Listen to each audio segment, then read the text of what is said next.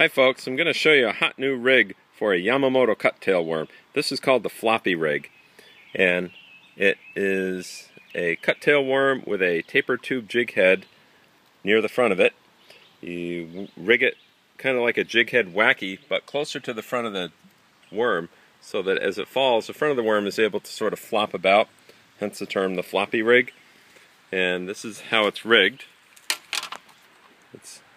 There we go. It's again, a 5-inch cuttail worm with a taper tube jig. The front of the worm is free to move about, and it's a little bit weedless with the front piece there. It tends to swim through cover rather than just sink into the weeds and get stuck.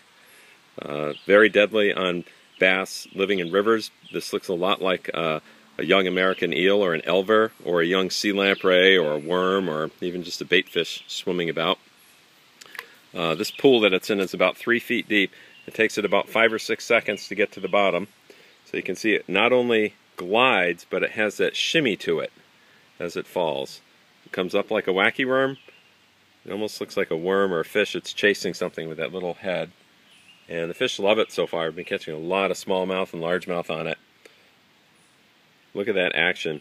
No other rigging that I've seen for a worm comes anywhere close to this. This looks something that you'd find at a much more expensive swim bait, and it only works on the Yamamoto cuttail worms.